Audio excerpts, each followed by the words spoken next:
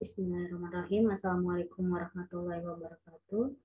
Berjumpa kembali pada kelas ekonometrika. Kali ini kita akan membahas tentang pelanggaran dari uji asumsi klasik yaitu autokorelasi. Nah, sebelum kita membahas pada pelanggaran uji asumsi klasik autokorelasi, saya ingin mengingatkan kembali tentang uji asumsi klasik lainnya, yaitu yang pertama adalah linear regression model. Nah, dalam hal ini untuk yang uji yang pertama ini diwajibkan model regresi itu haruslah linear. Nah, meskipun biasanya sih variabel terikat Y dan variabel bebas X-nya biasanya bisa tidak linear. Nah, istilah linear yang sebenarnya itu ada dua macam, yaitu yang pertama adalah linear dalam variabel dan linear dalam parameter. Nah, asumsi untuk regresi ini adalah linear pada parameter. Jadi nggak apa-apa linear tidak linear pada variabel, yang penting linear pada parameter. Nah, yang kedua adalah nilai X-nya itu tetap dan sampel yang berulang. Nah, di sini nilai X-nya itu diasumsikan adalah bersifat stokastik. Kemudian yang ketiga adalah di sini nilai dari variabel pengganggunya yaitu UI biasanya kita misalkan gitu ya. Dia adalah nilainya adalah 0. Nah, nilai Y hasil prediksi dengan model-model regresi biasanya mempunyai kesalahan atau tidak tepat sama dengan nilai Y tersebut pada datanya. Selisihnya sering disebut dengan galat atau pengganggu dan biasanya disebutkan dengan U. Nah, nilai ini harusnya mempunyai rata-rata sama dengan 0. Nah, ketika kita telah mendapatkan suatu garis lurus dari hasil plotting data gitu ya, maka nilai yang sebenarnya itu bisa berada di atas atau di bawah garis lurus yang kita buat tadi gitu. Nah, akan tetapi jumlahnya akan seimbang sehingga rata-ratanya sama dengan 0. Jadi kalau dia rata-ratakan sama dengan 0. Yang keempat adalah homoskedastisitas, atau dalam hal ini adalah variansi dari UI-nya adalah sama. Nah, kemudian yang berikutnya adalah yang kelima adalah tidak ada autokorelasi di antara galatnya. Nah, ini yang akan kita bahas pada topik kali ini. Kemudian yang keenam adalah kovarian antara UI dan XI-nya, antara galat dan variabel bebasnya adalah 0. Nah, kemudian yang ke-7 adalah jumlah observasinya harus lebih besar daripada parameter yang diestimasikan. Dia parameter untuk melakukan estimasi gitu. Nah, ini biasanya teman-teman nggak asing sebenarnya ya. Jadi ketika dulu waktu kita matematika, ekonomi dan bisnis gitu ya, jika teman-teman ada dua parameter yang akan dicari nilainya gitu, maka tidak cukup satu persamaan untuk mencarinya gitu. Butuh lebih dari satu persamaan. Itu ya dua persamaan lagi. Dua persamaan untuk mencari nilai parameternya. Yang ke-8 adalah variability in X value. Artinya ini nilai X-nya itu harus bervariasi. Bervariasi dalam artian kalau seandainya nilai X-nya itu sama atau konstan untuk setiap pengamatan yang diambil, pengamatan berulang, itu tidak bisa melakukan estimasi terhadap parameternya gitu. Nah, yang ke-9 adalah the regression model is correctly specified. Nah, ini kita membuat satu model itu harus berdasarkan teori. Nah, ini maksud dari yang ke-9. Yang ke-10 adalah tidak ada multikolinearitas. Ini adalah satu ujian pasif untuk yang regresi linear. Nah, untuk yang uji asumsi ke-10 ini biasanya terlanggar gitu ya untuk model yang regresi yang dengan menggunakan variabel moderasi. Nah, dari ke-10 ini kita tidak menemukan adanya uji normalitas residual. Nah, uji normalitas residual ini dia tidak masuk dalam CLRM, tapi dia masuk ke dalam CNLRM, Classical Normal Linear Regression Model. Nah, tadi yang 10 tadi itu masuk ke dalam CLRM.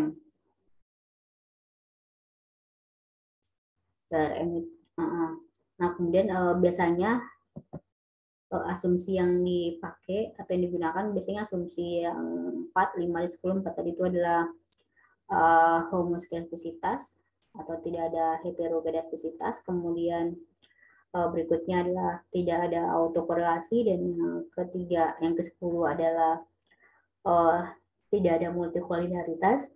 Kemudian berikutnya lagi ditambah dengan pengujian untuk asumsi normalitas residual. Nah, baiklah, kita langsung masuk pada topik inti, yaitu topik tentang autokorelasi. Nah, pada topik kali ini kita akan membahas 5 bagian. Yang pertama adalah definisi dari autokorelasinya, kemudian yang kedua adalah penyebab munculnya autokorelasi, yang ketiga adalah konsekuensi terhadap properti screw jika menggunakan OLS, yang keempat cara mendeteksi ada tidaknya masalah autokorelasi, dan yang kelima adalah cara mengatasi masalah tersebut. Nah, untuk yang pertama adalah kita akan membahas tentang definisi autokorelasi. Jadi uji autokorelasi ini merupakan uji gitu ya, untuk mengetahui ada tidaknya korelasi di antara anggota observasi yang diukur menurut waktu gitu ya, yang diukur menurut waktu atau ruang gitu ya, misalkan data pada data runtun waktu, time series, atau data panel. Nah, jika ada korelasi maka dinamakan ada problem autokorelasi. Nah, yang menjadi syarat untuk regresi linear tadi adalah tidak ada autokorelasi. Jadi hal ini yang harus kita hindari, autokorelasi itu yang kita hindari. Nah, kemudian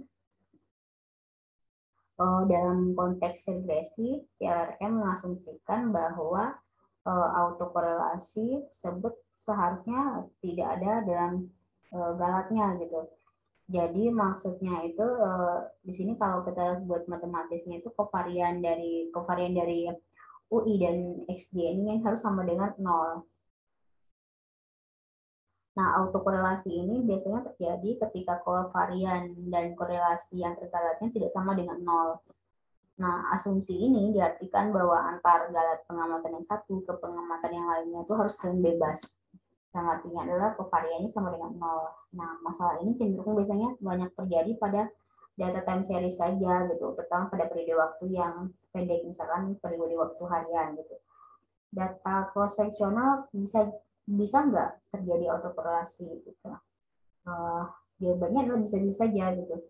Tapi untuk data cross sectional kita bisa mengacak urutannya karena di situ urutan dalam waktu tidak berarti dalam data cross sectionalnya.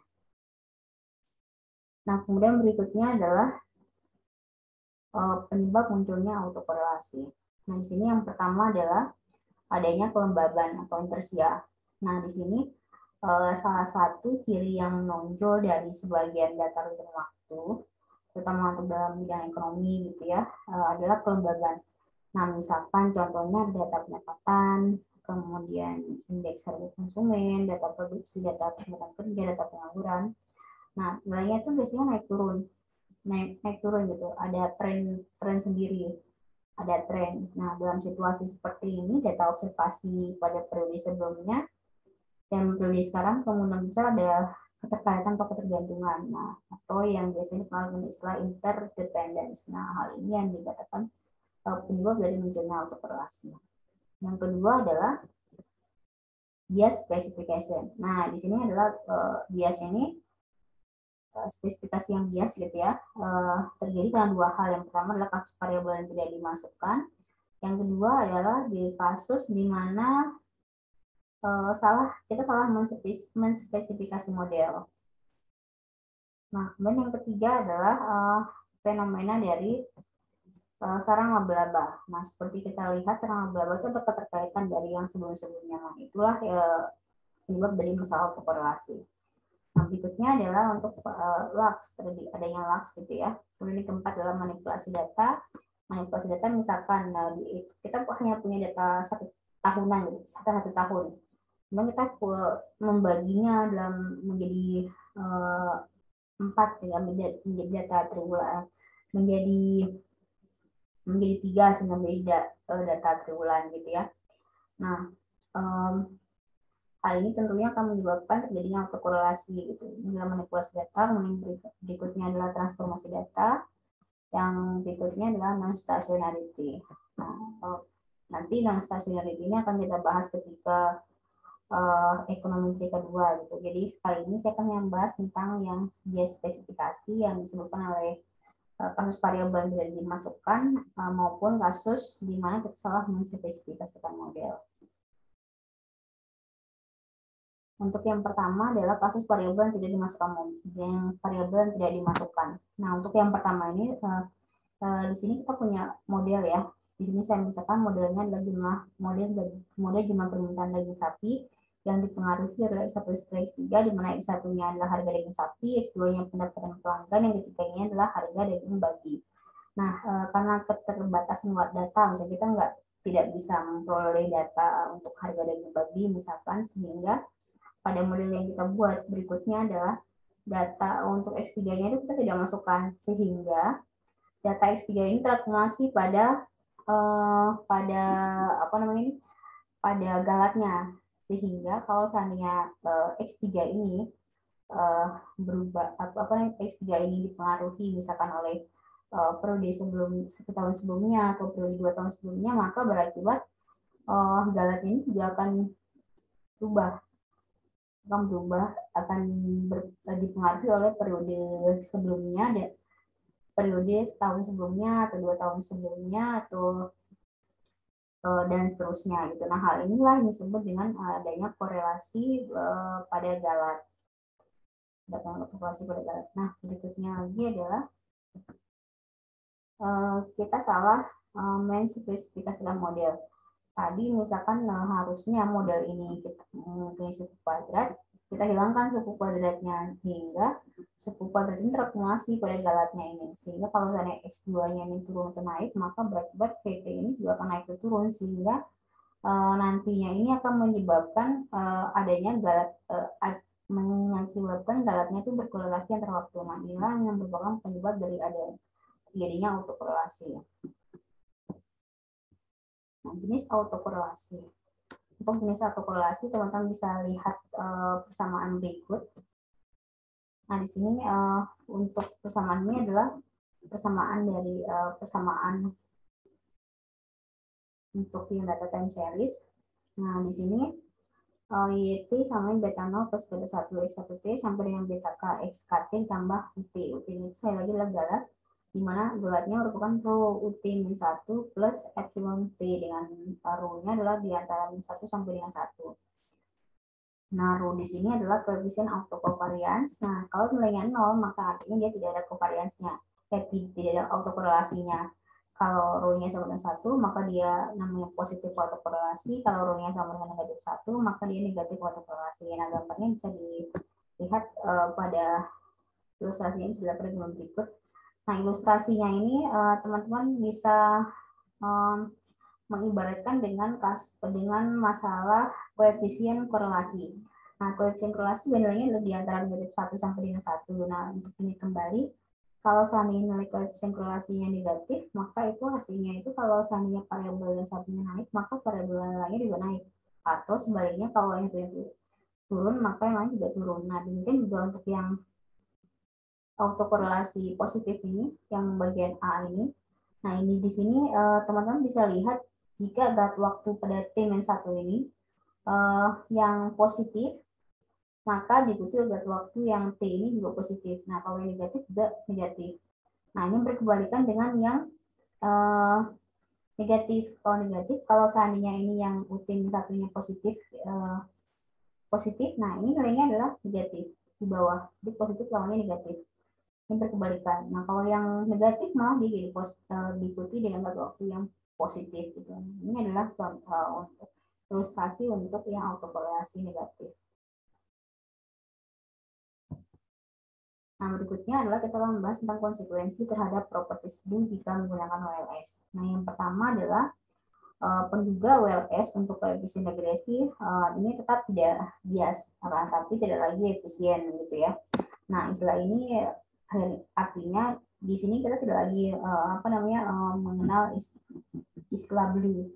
Jadi ini tidak, estimator ini tidak lagi blue gitu. Nah, kemudian jika kita mengecek autokorelasi, maka tidak mengecek autokorelasi ya, maka penduga ragam bagi koefisien regresi menjadi bias dan tidak konsisten. Nah, hal ini karena uji hipotesis menggunakan penduga ragam, hal ini berdua pada hasil ujian tidak valid. Nah, di sini yang ketiga adalah overestimate untuk R square-nya.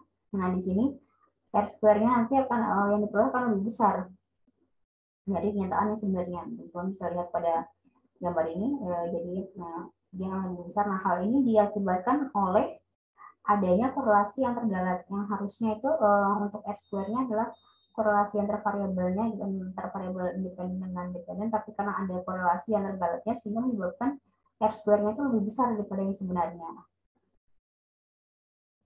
Nah, ini adalah secara matematis untuk nilai ragamnya. Nah, kemudian bagaimana cara mendeteksi ada tidaknya masalah autokorelasi. Nah, untuk cara mendeteksi ada tidaknya masalah autokorelasi yang pertama adalah uji Darwin-Watson. Nah, untuk uji Darwin-Watson ini kemudian berikutnya adalah uji Bruce-Guthrie. Nah, untuk uji Darwin-Watson ini biasanya spesifik hanya untuk kasus first order autokorelasi untuk KR1. Nah, di sini aturan keputusannya teman-teman bisa lihat di tabel berikut. Nah, di sini ada nilai DL, DU ini teman-teman bisa baca, bisa lihat di tabel Darwin-Watson. Ini semua sudah kita bahas ketika statistika 2 dulu. Nah, bagaimana kalau seandainya untuk autokorelasi yang AR-nya lebih dari 1, AR 2, 3, atau sampai AR pangkat R gitu, atau pangkat K gitu. Atau di sini tidak ada keputusan, bagaimana cara kita mengambil kesimpulan. Nah, untuk mengambil kesimpulannya kita menggunakan uji Bruce-Guthrie. Nah, berikutnya adalah bagaimana cara kita mengatasi bahwa kalau seandainya itu terjadi autokorelasi. Nah, setelah kita mengetahui konsekuensi masalah autokorelasi, di mana estimator dari metode OLS-nya masih linear, tidak bias, tapi tidak mempunyai varian yang minimum, maka penyembuhan masalah autokorelasinya sangat tergantung dari sifat hubungan antara residual atau galatnya, atau dengan kata lain bagaimana bentuk struktur autokorelasinya. Nah, kemudian cara mengatasinya itu biasanya tergantung dari apakah rho-nya ini diketahui atau rho-nya tidak diketahui. Nah, untuk rho-nya yang diketahui ini, maka biasanya penyembuhannya itu adalah dengan transformasi persamaan yang dikenal dengan istilah generalized difference equation. Nah, jika kalau seandainya rho-nya tidak diketahui, nah di sini kita akan mengestimasi nilai rho-nya. Yang pertama itu adalah dengan yang pertama adalah metode diferensi tingkat pertama. Yang kedua adalah estimasi rho berdasarkan pada statistik Darwin-Watson, kemudian estimasi rho dengan menggunakan menteri dua langkah Darwin, kemudian pada residual dan Newey-West method.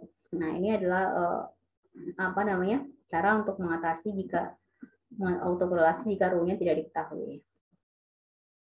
Nah, yang metode terakhir ini Newey-West method ini biasanya digunakan untuk skala data yang besar. Ini biasanya kita menggunakan software untuk menghitungnya. Nah, untuk yang pertama adalah mengatasi autokorelasi ketika rho diketahui. Nah, di sini kita asumsikan untuk yang pertama adalah rho-nya diketahui dan diasumsikan autokorelasi tapi hanya HR1. Sekali lagi HR1 ya. Nah, di sini teman-teman bisa lihat, di sini adalah persamaan umumnya. Di sini UT-nya sama dengan rho UT-1 plus epsilon T. Nah, epsilon ini kita sebenarnya bisa dapat, ini adalah galat murni gitu ya. Galat murni kita bisa jabarkan, bisa kita tulis menjadi epsilon T sama dengan UT min rho UT min 1. Nah, itu adalah rumus dari galat murninya. Dengan rho-nya di antara negatif 1 sampai dengan 1. Nah, di sini kita butuh UT-1, sehingga di sini pun kita harus butuh UT-1, sehingga kita buat model yang untuk T-1. Kita punya model yang khusus T punya, sekarang kita buat T-1. Kita buat seperti ini menjadi persamaan kedua, kemudian kita butuh yang rho. Kita butuh rho UT-1. Untuk memperoleh hal seperti ini, kita otomatis mengalihkan kedua ruas dengan rho, sehingga diperoleh pada persamaan ketiga ini. Nah, persamaan persatu dan ketiga ini kita kurangi, diperoleh sebagai berikut. Nanti yang ada starnya ini merupakan hasil transformasi dari model yang pertama tadi. Kemudian yang pertama adalah mode diferensi tingkat pertama. Nah, untuk mode first difference ini bisa diaplikasikan jika koefisien autokorelasinya cukup tinggi atau jika nilai dari Watson-nya sangat rendah. Biasanya nilai D-nya itu kurang dari R-square-nya. Nah, di sini kalau nilai D-nya itu kurang dari R-square-nya, maka kita dapat menggunakan metode first difference ini. Nah, dari transformasi first difference ini, kita tidak lagi mempunyai intercept atau konstanta dalam model. Nah, seperti teman-teman bisa lihat, berikut. Sisi sisanya hanya tinggal variabel ditambah dengan variabel ditambah dengan galatnya. Yang kedua adalah estimasi rho disebutkan pada statistik Darwin-Watson-nya. Nah, di sini kita bisa mengaplikasikan metode transformasi first difference jika nilai rho-nya tinggi, yaitu mendekati 1. Nah, metode ini tidak bisa digunakan ketika rho-nya rendah. Nah, untuk kasus yang rho-nya rendah, maka kita menggunakan yang Darwin-Watson ini. Nah, ini estimator untuk rho-nya ya, 1 min D min per 2, dengan D-nya adalah nilai Darwin-Watson-nya. Nah, untuk yang terakhir adalah Newey West method. Ini adalah untuk mengasumsikan bahwa sampel yang digunakan adalah lebih besar.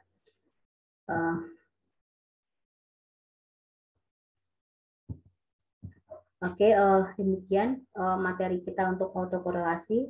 Nanti untuk praktikumnya akan di share pada pada video selanjutnya gitu. Terima kasih. Wassalamualaikum warahmatullahi wabarakatuh.